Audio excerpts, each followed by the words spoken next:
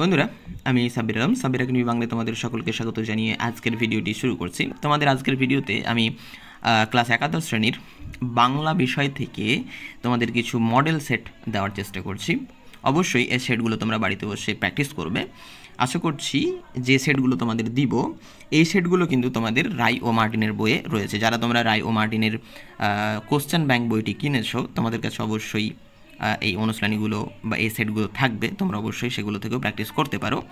যাদের কাছে বইটি নেই তাদের জন্য আমি এই ভিডিওগুলি এই চ্যানেলে ভিডিও আকারে পোস্ট করে দিচ্ছি তোমাদের সুবিধার জন্য। তো যাই হোক বন্ধুরা, আজকের ভিডিওটি শুরু করছি। দেখে নাও, বাংলার তোমাদের প্রথম প্রশ্ন রয়েছে, সহায় হরি চাটুর্যের স্ত্রীর নাম কি? সেটা হচ্ছে অন্নপূর্ণা। 2 দাগের প্রশ্ন, খেন্তির কোন মাসের প্রথম বিবাহ হয়েছিল? বৈশাখ মাসে। 3 দাগের প্রশ্ন, মা বড়দি পিঠেই খাক ভালোবেসে, বক্তাকে, বক্তা হচ্ছে পুটি। 4 দাগের প্রশ্ন, শ্রীমন্ত মজুমদারের ছেলেকে ঠিক করে দিলাম, কে ঠিক করে দিয়েছিল? সঠিক উত্তর হচ্ছে কালিময়। 5 দাগের প্রশ্ন, মুখুজ্জে বাড়ির ছোট খুকির নাম কি? সঠিক উত্তর হচ্ছে দুর্গা। 6 দাগের প্রশ্ন, সহায় হরি খেন্তির জন্য কালো সার্জেন্ট জামাটি কত টাকায় কিনে এনেছিলেন? সঠিক উত্তর হচ্ছে 2.5 টাকায়। আচ্ছা, অনেকে এখানে কিন্তু কনফিউশন তোমরা বাঁধাতে পারো। একটা সেফটি পিনের দামও ছিল, সেটা কিন্তু 2 পয়সা, আর জামাটির দাম কিন্তু 2.5 টাকা। এটা কিন্তু তোমরা একটু মনে রাখবে। আচ্ছা, 7 দাগের প্রশ্ন, পুঁই পাতায় জড়ানো ছিল কি? চিংড়ি মাছ জড়ানো ছিল। 8 দাগের প্রশ্ন দেখো, এখানে একটা প্রশ্ন দেওয়া হয়েছে যেটা খেন্তির বর্ণনা সম্পর্কে। এখানে দেখো বলা হয়েছে ডায়াগ্রাম বা চার্ট দেখে সঠিক বিকল্পটি বেছে নাও। অর্থাৎ খেন্তির যে বর্ণনা, সেই বর্ণনাগুলো দেওয়া হয়েছে। প্রথম প্রশ্ন দেখো, খেন্তি হচ্ছে খুব বেটে, গোলগাল চেহারা, মুখখানা খুব ছোট।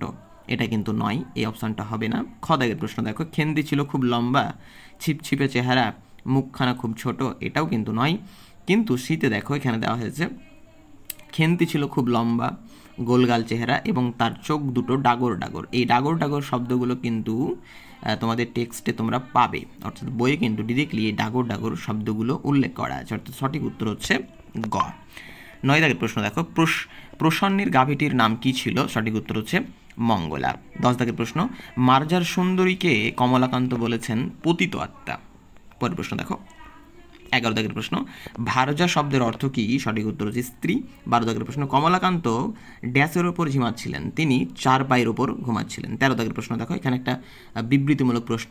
তোমরা ভালো করে কিন্তু বিবৃতিমূলক প্রশ্ন স্তম্ভ মেলাও এবং যে সিকোয়েন্সগুলো তোমাদের দিবে, এক লাইনের পর কোন লাইন হবে, তারপরে কোন লাইন হবে, এই প্রশ্নগুলো ভালো ভালো করে দেখে যাবে এবং ডায়াগ্রাম টাইপ প্রশ্নগুলো দেখে যাবে। কারণ এই প্রশ্নগুলো কিন্তু খুবই গুরুত্বপূর্ণ প্রশ্ন।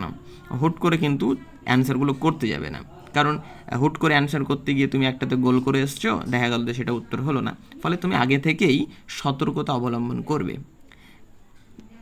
13 দাগের প্রশ্নটি দেখো, যে বিবৃতি এ বিড়ালের কথা কমলাকান্ত সহ্য করতে পারলেন না, আর বিবৃতি আরে দেওয়া হয়েছে বিড়ালের কথাগুলি ভারী সোশ্যালিস্টিক।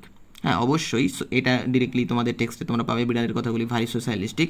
আর বিড়ালের কথা কমলাকান্ত সহ্য করতে পারলেন না, এখানে সঠিক উত্তর হচ্ছে তোমার অপশান ক। অর্থাৎ এ ও আর উভয় ঠিক, মানে দুটো অপশানই ঠিক, কিন্তু এ আর এর সঠিক কারণ। 14 দাগের প্রশ্ন, আবারও তোমাদের বিবৃতিমূলক প্রশ্ন দেওয়া হয়েছে। দেখো, করুণার সিন্ধু তুমি, ঈশ্বরচন্দ্র সীমাহীন জ্ঞানের অধিকারী। অর্থাৎ বিবৃতি এতে দেওয়া হয়েছে করুণার সিন্ধু তুমি, আর আরে দেওয়া হয়েছে, অর্থাৎ কারণে দেওয়া হয়েছে ঈশ্বরচন্দ্র সীমাহীন জ্ঞানের অধিকারী। এখানে সঠিক উত্তর হচ্ছে এ সঠিক, অর্থাৎ এটা কবিতার লাইন ডিরেক্টলি দেওয়া হয়েছে, টেক্সট থেকে তুলে দেওয়া হয়েছে করুণার সিন্ধু তুমি, কিন্তু আরটা কিন্তু যথার্থ নয়, ঈশ্বরচন্দ্র সীমাহীন জ্ঞানের অধিকারী নন। অর্থাৎ সঠিক উত্তর হচ্ছে গ। 15 দাগের প্রশ্ন দেখো, বিমলা কিঙ্করী বলা হয়েছে নদীকে বা নদীরূপকে। 16 দাগের প্রশ্ন, ঈশ্বরচন্দ্র বিদ্যাসাগর কবিতাটি আসলে একটি সনেট টাইপ একটা কবিতা। 17 দাগের প্রশ্ন দেখো, ড্যাশ বসে বাসির কিশোর মহাগীতা গাইলেন? এখানে রণভূমে। 18 দাগের প্রশ্ন, শাক্যমুনি রাজ্য ত্যাগ করেছিলেন কেন? বেদনার ডাক শুনে।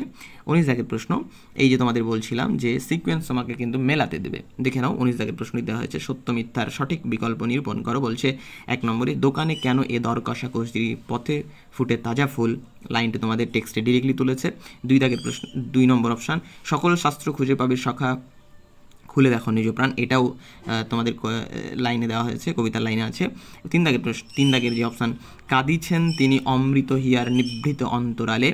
এই যে 3 দাগের অপশানটি তোমাদের বইয়ে কিন্তু নেই। এই হাসিছেন, এটা কিন্তু তোমাদের দিয়েছে হাসিছেন, এই শব্দটা কিন্তু আছে।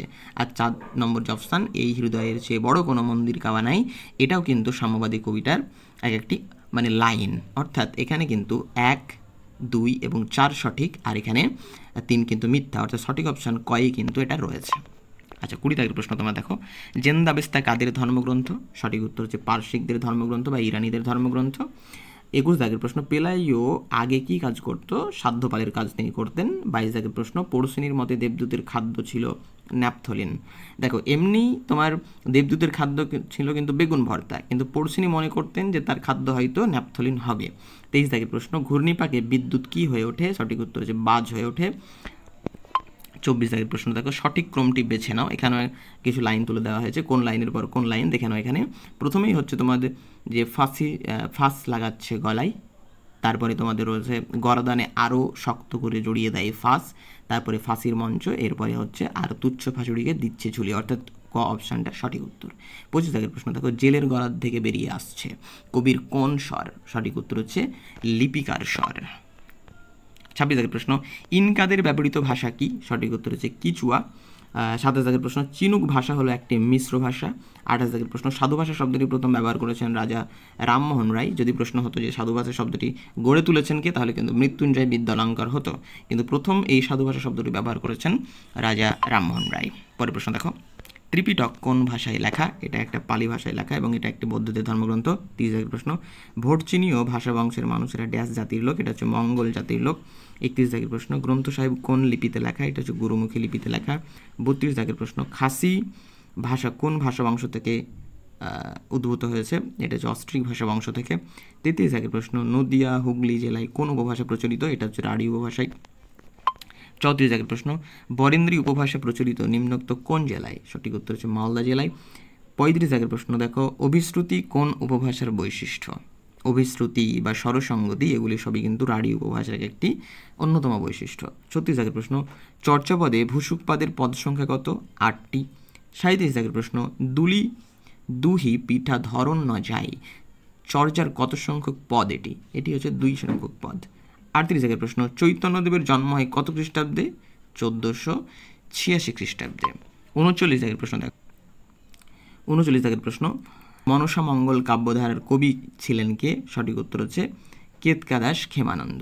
40 দাগের প্রশ্ন এবং সর্বশেষ প্রশ্ন এই সেটের, কেস স্টাডি। এখানে একটা তোমাকে পুরো কেস স্টাডি প্রশ্ন তুলে দেবে, সেটাকে পড়েই তোমাকে উত্তর করতে হবে। দেখো, মধ্যযুগের কবিরা প্রত্যেক পদের শেষে তাদের নিজেদের নাম উল্লেখ করতেন, যাতে পরবর্তী সময়ে তাদের নাম প্রচার পায়।